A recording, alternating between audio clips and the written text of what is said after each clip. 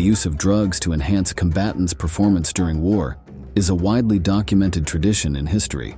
It dates back even to ancient times, for instance, with Viking warriors consuming hallucinogenic mushrooms to become immune to pain.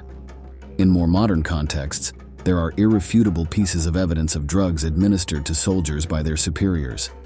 These ranged from cocaine in the trenches of World War I to anabolic steroids in current conflicts, even passing through LSD experiments by the CIA. In this regard, the Nazis were not left behind. During their conquests in Europe, they conducted numerous trials with the aim of achieving the perfect soldier, capable of carrying out orders without rest and without being affected by hunger or morality. If they succeeded, their victory would be almost guaranteed. Today, in this new episode of Military History, we will tell you all about the experiments to create the Nazi super soldier during World War II. Long before Hitler came to power, Germany was already a pioneer in the chemical industry. For example, morphine, an opioid used as an analgesic but with great addictive power, was discovered by the German Friedrich Wilhelm Adam Serturner in the early 19th century.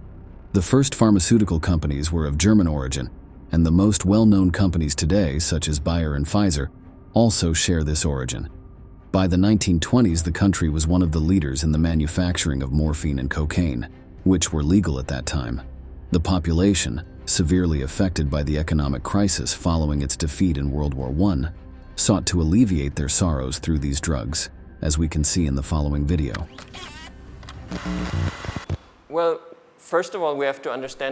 Bueno, en primer lugar tenemos que entender que la cocaína fue un producto alemán. La compañía alemana Merck la patentó en los años 20. Y por ejemplo, Perú exportaba toda su producción de coca al puerto de Hamburgo de manera legal en esa época. En Alemania, la cocaína era un producto legal muy conocido. But there was a man who viewed these habits with disdain. For him, drug addiction was a sign of weak and subhuman character. We're talking about Adolf Hitler, whose Nazi party campaigned with the idea of eliminating this aberrant attitude from the Aryan person. He and his followers associated dependence on these substances with Judaism, claiming that the latter were responsible for so many upstanding citizens falling into drug addiction. In his first year in power, Hitler made a number of decisions to eliminate those he saw as lost cases from society, from prison sentences of 2 years or more for addicts, to banning their marriage, even their sterilization. But much more terrible measures were also employed. Grouping them with other people accused of having mental illnesses, they were systematically eliminated through euthanasia under the Action T4 program.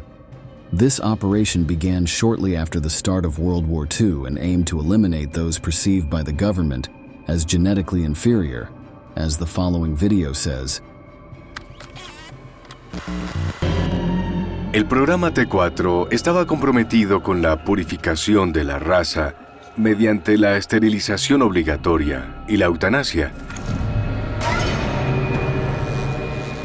Cualquiera que se considerara genéticamente defectuoso, los enfermos mentales, los discapacitados, los homosexuales, eran blancos potenciales del programa T4. Victims of this program would include both people from territories conquered by Germany and citizens of the Third Reich itself.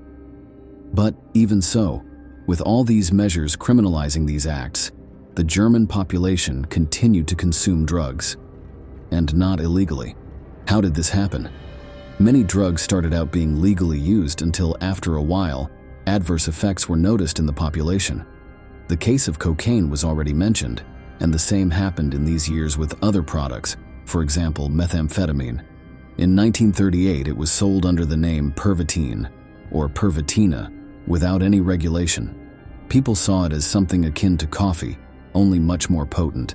When they took it, they felt an energizing effect that made them able to resist sleep for hours. It suppressed hunger and gave them a boost of confidence. It was even marketed in chocolate tablets or candies to lift the mood. It would be naive to say that its harmful side effects were unknown during these years of unrestricted sale, but they were concealed from the public. Let's hear the words of a historian on this event. En 1938, el laboratorio Temmler comenzó a sintetizar la primera anfetamina con fines médicos. Se comercializó con el nombre de pervitina. El eslogan rezaba "Für die Gesundheit", para la salud. It didn't take long until the Nazi government ordered experiments with this drug, aiming to enhance the performance of their armed forces in combat. Hitler and his generals had devised strategies to crush their enemies based on speed, through blitzkrieg, or lightning war. This required rapid and coordinated movements from all elements of the armed forces, primarily infantry and armored vehicles. The Nazi leaders wanted to avoid at all costs a war of attrition like the one that occurred during the First World War, which ended in their defeat. To carry out these innovative tactics, they needed their troops to be in a constant state of alert, disregarding combat fatigue and persisting with their objectives. According to the plans, large amounts of territory had to be covered in a short time to overwhelm enemy soldiers, so breaks for sleeping or eating had to be few or simply non-existent.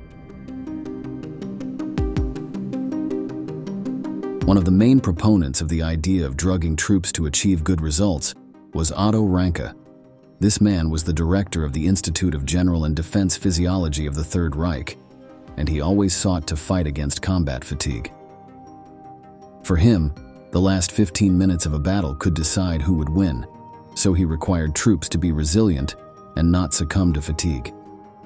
The first thing he did was an experiment with 3 groups of soldiers. They were ordered to perform mathematical exercises for a large number of hours. To help them, one group was given coffee, another a placebo, and the last group, Pervitin. The results spoke for themselves. Those who had consumed methamphetamine had solved the problems more quickly and without distractions. It didn't matter that their answers were incorrect. The German High Command, satisfied with the evidence, approved its use in the armed forces. Ranke was pleased. The real-world test would not be long in coming. World War II began with the Nazi invasion of Poland in September 1939. The Polish army resisted for just under a month before being defeated. In May 1940, Germany conquered Belgium, Luxembourg, the Netherlands, and France. It took them only 6 weeks. According to some researchers, in both instances, the attackers used large quantities of Pervitin to achieve these incredible feats. It's said that 35 million tablets of the drug were distributed to German soldiers, mainly to tank crews and infantry. These soldiers were tasked with covering tens to hundreds of kilometers in just days, fighting for every meter of gained ground. Due to these astonishing actions, there is no doubt they were key in the conquest of the mentioned countries. We can now listen to a military officer explaining to his men how the blitzkrieg worked. And the defense was doomed to failure because it was confronted with an entirely new technique in warfare, the plane tank infantry team in action. The world was staggered by the speed with which the German armored columns moved. What was the secret that enabled armies to move so far so rapidly? The secret lay in the organization of the striking spearhead.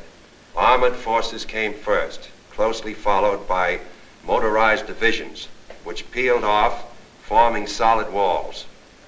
And through the corridor thus formed, raced the supply trucks to feed the ever-lengthening column.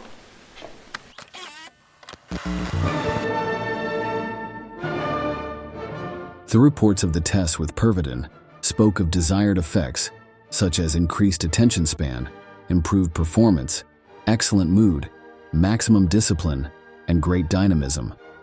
This partly explains how they were able to surpass enemy defenses in the way they did. No one expected such a swift mobilization of such a massive force to be possible. Reports from the invaded countries speak of German troops appearing at frontline positions hours or even days earlier than anticipated. The fighters called them Stuka pills. This was a dive bomber used by the German Air Force.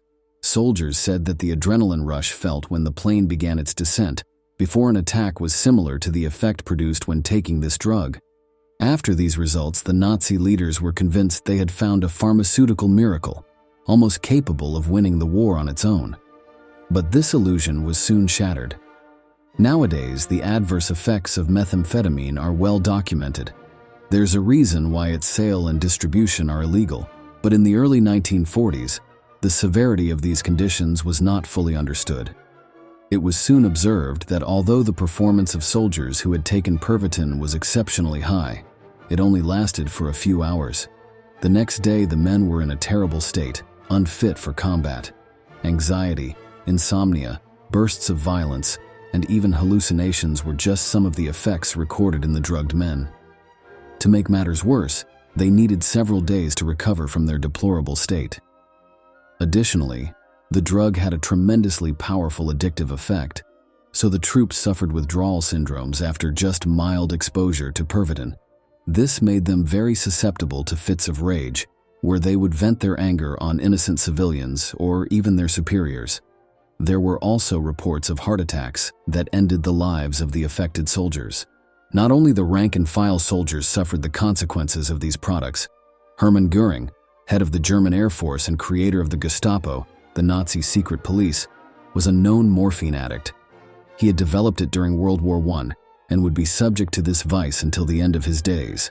It was also rumored that Otto Ranke consumed Pervitin daily, the product he had pushed so much. But even the supreme leader, Adolf Hitler, had his drug secret. While there is no evidence that he took methamphetamines, there is no doubt that he frequently injected himself with a cocktail of drugs, including opioids, steroids, and more, supplied by his personal doctor. In particular, there are records of his dependence on Eucadol, a painkiller much more powerful than morphine.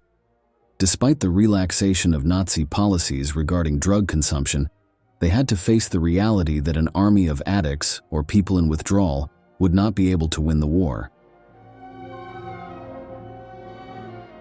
By 1941, the chief physician of the Third Reich, Leonardo Conti, who was involved in the aforementioned Action T4 plan, began reporting on the harmful effects of Pervitin. Thus, the drug became part of the list of prohibited medications. It was only allowed by prescription and in moderation. Due to all the adverse effects that made the troops unpredictable, taking it during combat was discouraged. Nevertheless, there are records of soldiers with symptoms of methamphetamine withdrawal until 1942, during the invasion of the Soviet Union. Many needed the product to endure the intense cold of the Russian winter, and numerous pilots couldn't carry out their large number of air missions without their usual consumption. Once they fell into the habit, it was difficult for these men to get out of it, and smuggling of the pills became a frequent market. But despite Pervitin being banned, this wasn't the last attempt by Nazi Germany to develop super soldiers. By 1944, the fate of the war was already sealed. The Third Reich was in full retreat towards Berlin, fighting on two fronts. In the West, the Allies were quickly reclaiming Western Europe, while in the East, the Soviet Red Army was sweeping aside its enemies, leaving thousands dead in its wake. Seeking the miracle that would allow them to win the conflict, Nazi scientists turned again to drugs. One of Hitler's illusory theories was to defeat his enemies with mini-submarines. These consisted of vehicles with 1 or 2 crew members that would be able to infiltrate among enemy vessels to torpedo them without being discovered. To achieve the maximum possible effectiveness in these operations, a way was needed to keep these men alert and focused on their work for the entire duration of these missions. Living conditions in submarines were appalling, with confinement in a cramped space, constant engine noise, lack of oxygen, and the need to stay awake for long periods. Something even more potent than Pervitin was needed. You can see what these vehicles were like in the following video. Este submarino para un solo tripulante se utilizó a finales de la Segunda Guerra Mundial. Dentro de esta cápsula iba un soldado, cuya misión era hundir los barcos del enemigo. Debajo hay un torpedo armado. La particularidad de este sistema es que la cápsula solo podía abrirse y cerrarse desde el exterior. Y como para los soldados, era muy duro desplazarse en esta embarcación. En este espacio tan exiguo, efectivamente los drogaban.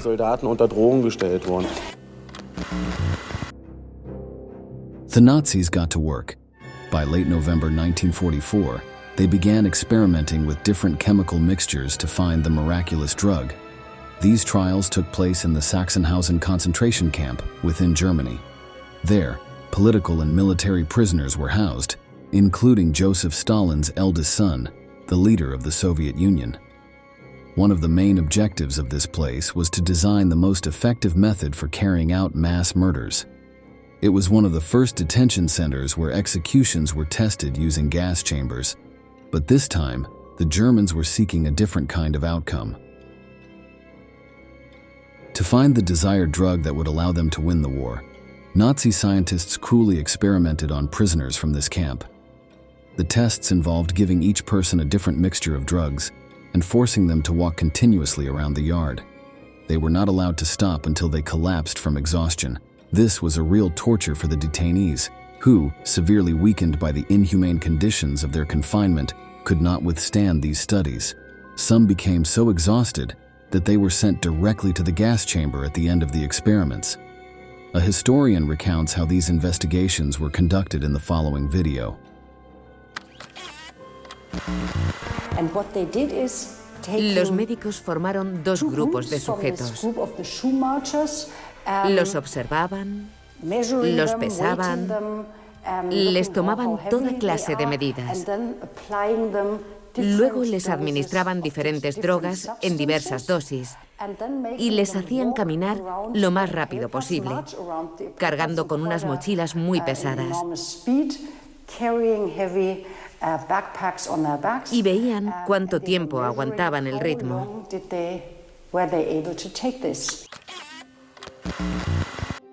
10 different mixtures were tested.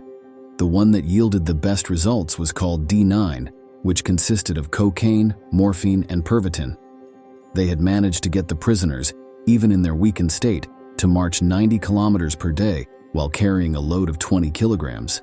However, this drug was never distributed among the Nazis, and its effects during combat could not be witnessed.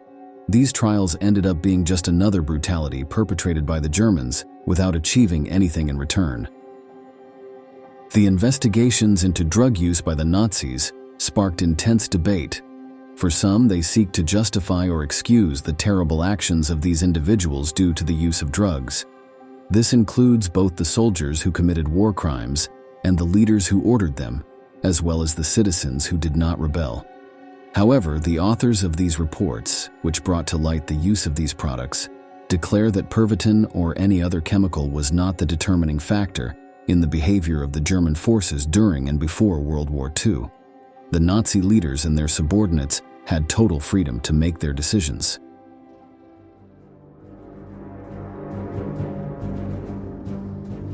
Despite all the tests carried out by the Germans, they never managed to obtain the desired super soldier capable of delivering victory.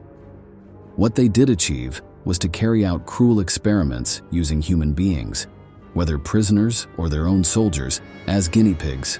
Additionally, they created hundreds or thousands of addicted veterans who, even years after the conflict ended, continued to seek the effects of Pervitin consumption. An ideology that viewed recurrent drug users as inferior, ironically led many of their own supporters to fall into these habits. We've reached the end of the video, and we'd like to ask you, do you think D9 could have had any noticeable effect on the war if it had been widely distributed? We look forward to your response in the comments section, and don't forget to subscribe to our channel to learn about many more military events that left their mark on history.